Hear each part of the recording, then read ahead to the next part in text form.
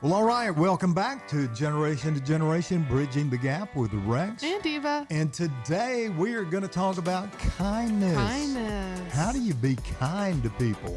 Especially in this day. Exactly. And quite easy if you think about it. It is quite easy. You just got to make a decision. But let me say this, and I think the audience knows this. We don't have a script for any of our episodes. We do either write some key points out, and we do talk about it for about 5 minutes at the most before we actually record an episode. We just kind of talk through some thoughts. Hey, what do you want to say? What am I going to respond with? Let's give a couple of examples that we could possibly discuss, but that's it. So there's no script that we're reading off of. The questions that we may ask each other are totally off the cuff. So you got to give us some grace from that standpoint, because we may actually be thinking about how we want to respond to each other, but we'll do that as quickly as possible.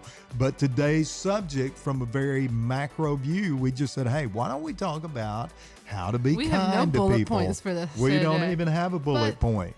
I want to go into kindness and say very quickly that golden rule in life, I know it's biblically based, but the golden rule in life is treat others how you would like to be treated. And it is very easy to show kindness, and with kindness, forgiveness, because then you'll be treated the same way when you have your own faults and your own subject. And so kindness is not a hard thing to pursue, but it is a hard thing to always be. It's hard to always be kind, but it is not hard to be kind in situations. And so that's just something I've learned my entire life of trying to be kind to people. Yeah, and you have been exceptionally kind, Eva. If I think that would probably be the one word. If I had to choose out of all the words to describe you, you have always had a very kind heart towards people. Even as a younger girl, when we would go in restaurants, you would see elderly people that were sitting by themselves, and you just had like this sixth sense, and you would ask us. I mean, you were not much older than a toddler, and you would just say, hey, Mom, Dad, can I go over to that table and talk to that lady? That's how I became friends with one of my Pseudo grandmothers. Yeah. What'd you say? Pseudo, I don't know, Psuedo or something. There you go. I don't know how to say it. Pseudo, yes. Pseudo grandmothers. I'm like, what? Okay, yeah, you're right. Yeah. One of your pseudo grandmothers came from one of those conversations. Yeah. But you just had a heart and an empathy to see other people, and you didn't want them to be lonely. Yep. You didn't want them to hurt. And so you've always been very empathetic, very kind, and very reconciliatory. Is that a word? I don't know. Yeah, I think that's a word. You've just wanted people to reconcile their differences, and you're just a noticer of people, so you're kind. And I feel like I can say it now. I have a very hard time empathizing with people's situations, but I feel like I've always done a very good job of just empathizing with people. Like, I do a very good job of saying, hey, this may seem like the worst thing, and it may be the worst thing you're going through, but think about how much more that can come out of this, how much more, you are so loved, you are so valued, you are wanted, you have a place here, and it may not seem like it. And that's just something that's come very easy to me. But if you tell me a specific situation, I'm like, oh, I'm sorry. Like, that's all you're going to get from me, because I don't do very well with being like, and it's a saying, if you can't be kind, or if you can't be kind, if you can't say something kind, don't say anything at all. Yeah, if you can't say something nice. Say something nice, don't say anything at all. And I feel like that is something that I am good at. It's sometimes if people are talking about a situation and I'm like, wow, this is not like the best situation. I'm not going to tell them this is not the best. I'm just going to be like, I'm so sorry you're going through this, because I don't want to I don't want to be rude. And so that's a fun fact about me. And I don't even know, I've never even looked it up. What's the opposite of kindness? I assume it's being mean. Yeah, I would guess so. Can you think of a good antonym? Is that the word? Yeah. The opposite? Yep. Synonym is similar. Yeah. Antonym is the opposite. I would say being mean. Yeah. Or judgmental. No, hateful. I feel like hateful would be the opposite of love. Okay. But we studied this. Judgmental. Stay with that one. Judgmental. I like that one. I was going to say hatefulness. We studied that the absence of love is no love. There's no. So I feel like hateful, judgmental, mean, rude. Yeah. Judgmental kind of pops out Yep. to me because I was just a guest on someone else's podcast, and that word came up very early in the podcast. And he said, "Hey, as a pastor, how do you deal with people being judgmental, and how do you even explain that people tend to be so judgmental?" And he went ahead and said it. He said, "I really have a problem with these Christians Yep. that are so mean to other Christians. And let's face it, especially here in the South, we have a notorious challenge sometimes in that Christians can be some of the most judgmental, mean people." And I think we've tried to make a concerted effort at that Yep. in the Big C Church over the past few years. But sometimes that kindness creeps back in, and we're so judgmental. What are your thoughts on that? Why Like, are on people judgmental? I think, first off, I think a lot of judgment comes from jealousy, but I also think a lot of judgmental comes from people's lack of change. And so, like, lack of enjoying change. And so, if something is different than how they have done it or how they perceive it or how they've been taught it, which is honestly my distaste with religion, is that a lot of people are taught a mindset, not the truth. And that this judgment comes from false teaching or comes from the way they were taught.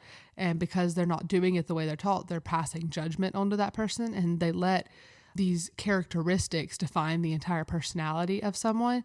So, for instance, in the South, it's June. I'm going to say it. Generally, when someone is a part of the LGBT community, Christians allow that to define their entire personality as a terrible person. And they can be some of the nicest, most like hardworking people who give back the most, but because of that one characteristic, that judgment has covered their entire rest of their personality. But in the kindness version of saying that was being, just because I don't agree with you in your choices, I still accept you, I still love you. And that's a fantastic mindset to have going into any situation. Just because somebody doesn't do it the way you're used to doing it, the way you've done it, the way you've been taught to do it, doesn't mean either they're inherently wrong, or that is an entire defining moment of who they are as a person.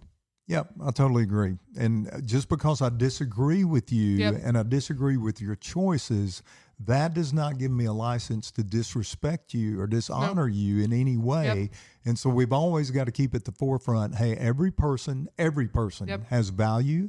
Every person has worth. They have dignity. And we need to treat them like that We are all with human. respect. We're all human. And if you believe like we do, we're all created by God. Yep. I don't care what your political party is. I don't care what your sexual persuasion is. We're created by God. That gives you infinite and eternal value. And Go ahead. No, you go ahead. You finish. I'm just saying. And then we can discuss the differences that we have. But I am mandated by Scripture that I love you and I honor you and I respect you Yes. as a person, and I should be kind to you. 100%. Kindness comes, people want to make love this big thing that can only be given to people who have earned it. But I mean, you can ask any of my friends. I could have met them once, and before I'm leaving the conversation, I love you. Like, that's just how I end conversations, is love you, because I love everyone. That's just how I am. I want everybody to know, because you may be the only person to tell someone that they're loved that day. But I also think that you were talking about, what were you talking about? I'm sorry, my mind just I lost my train of thought. Regardless of political party, sexual persuasion, any of that. Oh, I don't remember. Was what I that saying. not it? No, it was, but I don't remember what I was going to say. It'll come back to me later, but just Okay. keep going. Okay. Well, let's continue to talk about that as a general concept. Again, kind. What are some ways that we can demonstrate kindness to people? Again, I think you are really good at it.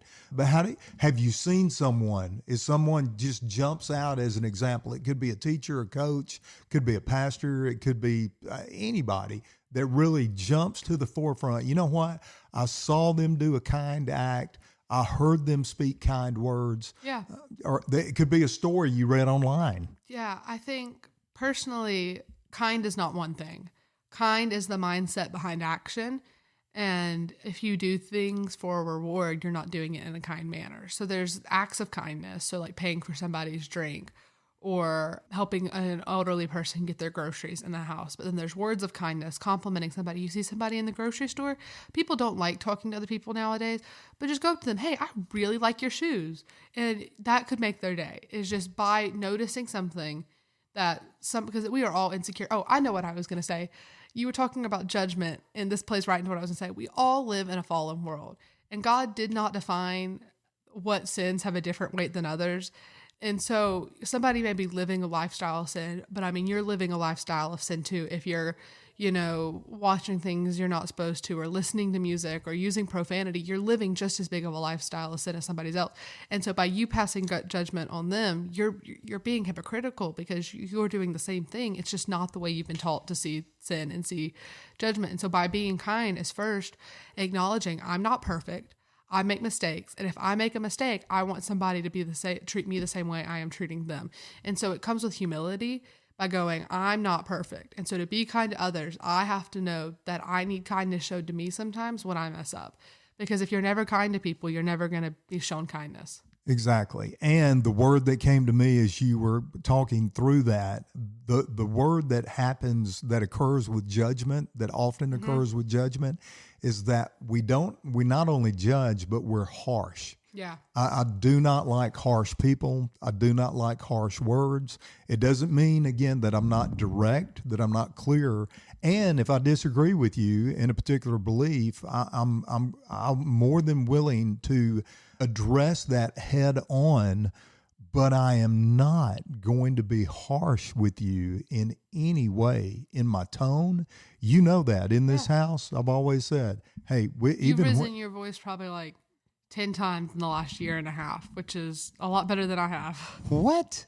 Like 10 times? Like that I can remember. like 10 times of you just going, like, not your, oh my gosh, when something happens, but like getting frustrated. I think you've probably done it less than a handful of times in the last year or two. I would say that's more accurate. Me and my mother argue like every day. Yeah, which but is just, that's how teenage how mothers you work. are. Yeah. We're very passionate. And so we raise, well, that's just. But I don't raise my voice. But here's the tip. Yeah. If you ever hear my tone go up, you know that I'm very irritated and I'm very frustrated. Yeah. Whatever I'm doing right now, I need to stop it, because he never raises his voice.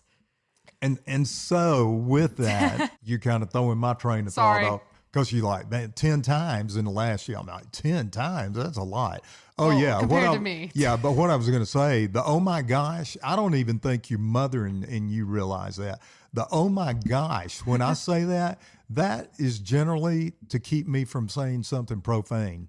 Because let's face it, a snake, you open the door and there's a snake laying in the doorway. Yep. And we've had that happen before. Yep. And generally, if I see something like that, I will choose, I've trained myself, I will go, oh my gosh, as opposed to, blankety blank, whatever, because I'm not, you and I have talked about that from a very young age.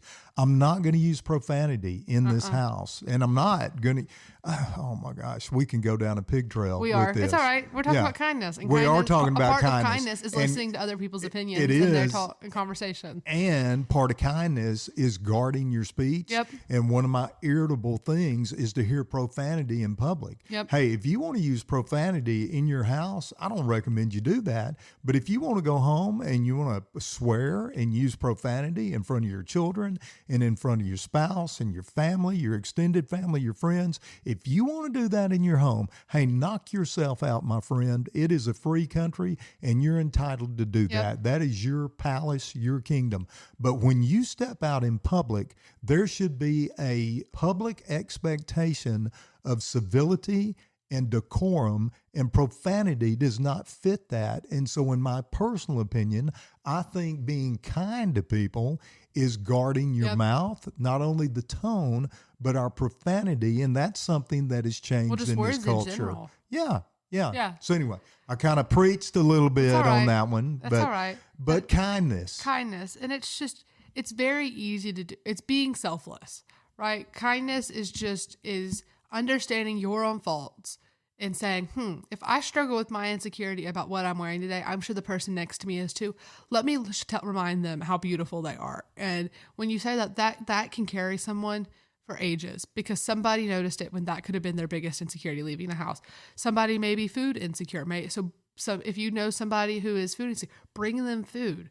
That is a way you can show kindness. And through kindness, you show love, because you are caring enough to notice these things, but also rather than being judgmental and going, oh wow, I can't believe she's wearing that, or I can't believe they're eating that, just say, hey, I have some extra food, or you wearing really pretty clothes today. Like, it's just very easy to change it's all about changing your mindset, because I can easily pass judgment on people. I have passed judgment on people. I'm not faultless in that.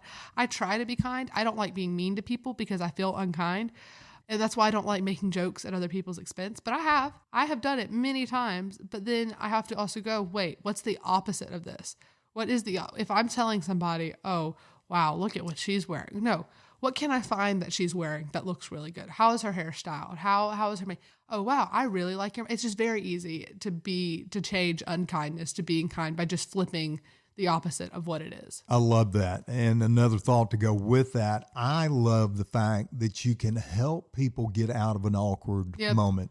If they've done something that's awkward, or they feel silly, or let's say they come underdressed to an event, and I've got a sport coat and a tie on, and they didn't get the memo, and they show up with a short sleeve shirt and an open collar, and you can always pick them out, the guy and the girl. But I'm using a guy example. Like I used a girl, yeah. Let's say he's a little embarrassed and he knows he's underdressed. You know what? What I can do, one of the things I can do, I can go around the corner to the bathroom real quick. I could even take my tie off and put it in my pocket, or put it in a counter, come back, get it later, but open my collar and just kind of fit in with him a little bit. And along those lines, maybe even say, you know what? I've done that so many times where I've showed up and I thought it was open collar and it wound up being all these guys in ties. I have done that so many times. Hey man, don't worry about that. Yeah. It's no big deal. Yeah. And it's easy to trust people who are kind. And so you can't abuse you can't abuse that relationship now that they're like, I've been kind to people and then they've shared me their entire situation of their trauma just because I went up to them and showed them kindness. I said, hey, it looks like you're really struggling today, and I just want to let you know that you're doing fantastic. And then they're telling me everything that's going on. It's very easy for me to go, oh, really? Wow. Who would be in that situation? But it's to go, oh, I'm so, like as I've said, I'm bad at empathizing with situations. I'm so sorry. Is there anything I can do to help you? And that is a fantastic way to bridge a gap, to show, hey, I may not understand what you're going through, but I can help and I can do that. But it's only if you let me. And if you just want me to hug you, if you just want me to listen, it's a fantastic way to just show people that you're kind and not abuse the situation of the trust they've given you. Yeah, I'm thinking about a car salesman, actually, that I bought a truck from years ago. And he found out I was a pastor. And of course, that piqued his interest, and he started asking me questions about the Bible and all that kind of stuff. But then he told me about a friend of his brother's, actually. And he said, this guy was not a Christian, but he read the New Testament and he was fascinated with the New Testament. And somebody asked him, well, after reading that, what's your synopsis of that? How would you summarize it in one sentence? And I thought his answer was extremely great. He said, just be nice to people. And I thought, well, that's a pretty good summary. There's a little bit more to it than that. But throughout, the moral of the Bible is be nice people. Literally, God commands us to love others. That is, in Sunday school, we are taught the greatest commandment is to love others like God has loved us. And if God loves us unconditionally, we need to love people unconditionally. The people who have hurt you, you still need to love them. You don't have to be a part of their lives. You don't have to enjoy what they're doing or like what they're doing, but you still have to love them because we are all created in God's image. We all have shared a path or a walk together with each other. And that's my biggest pet peeve in my generation, is when you go through a bad situation with a friend and you're no longer friends, and now that entire friendship has been tarnished. But people can't go, wow, we had some great memories together, but it did not end well. And rather than just saying, hey, that 6-month period of where we were struggling is the bad part, now this whole 4-year friendship is down the drain. And so that's another way you can be kind, is just remembering, oh my gosh, how much I loved these memories, and not letting situations and bad situations define moments in like your history and your past. Obviously that can, but I just think that it is with kindness is a broad category for love, for humility, for service, for forgiveness. You have to be kind to have all of those things. And I love that thought. That's just you can't. Just my advice is, don't let bad outcomes define past situations and you can, of course, but that's one of my, like, specifically in minor situations, like with like friendships falling apart. Don't let the way it ended define the past years of friendship, because it was good in the moment. Precisely. And you don't know, seasons come and go, Yeah. and a season with that person could come back around, and the relationship may be different. It may be renewed. And if you've got a bad taste in your mouth that you dwelt on, Yeah. well, it's going to impede the future relationship and the potential. So I love that thought. Hey, I've always got a verse kind of Yep. in my pocket. Let's wrap us up. Give us the moral. Yeah. When you start talking about kindness, there's one verse that comes to mind. It's one of my favorites. And it's the Apostle Paul that writes to the Christians in Colossae, and therefore it's called Colossians. Yep. One of my favorites. But here it is, chapter 3, verse 12. It says, therefore, as God's chosen people, holy and dearly loved, clothe yourselves with, here it is, this is so good, with compassion, with kindness, humility, gentleness, and patience. Bear with each other and forgive whatever grievances you may have against one another. This one's big now. Check this statement out. Forgive as the Lord has forgiven you. Which means you don't forgive some situations, but not all of them. And you don't have to forgive immediately, but you do need to forgive, because that's how you move on. Exactly. And one of the things we've always said is just because you forgive doesn't necessarily mean you forget. Yeah. And just because you forgive does not mean automatic restoration of trust with an individual. But forgiveness, you either forgive them or you don't. And so we need to do that. You can't move on from a situation if you're still carrying the burden of what they've done. That is precisely right. And again, what it says is forgive as the Lord forgave you. And so the Lord has forgiven me much. And he didn't forgive me partially. Nope. Didn't forgive me halfway. He forgave me all the way, every sin, every shortcoming, every failure, past, present, future. And so there's a lot that I had to be forgiven of. So when I read this, hey, forgive others as the Lord's forgiven you. Well, that's a lot easier said than done. But I think we have to practice kindness in order to do that. And check it out. Here's how it ends in verse 14. It says, and over all of these virtues, what virtues? Back up to what it said. Compassion, kindness, humility, gentleness, and patience. Over all those virtues, something you said. Put on love, which binds them all together in perfect unity. Yep. Hey, let's love God. Let's love people. Let's be kind. And let's always be able to talk from generation to generation. Hey, if you enjoyed our episode, make sure to follow us wherever you listen to podcasts and leave a review, because it helps people who don't know about us hear our message. And if you want to follow us on our socials, follow us at G2G_podcast on Instagram and Generation to Generation on Facebook.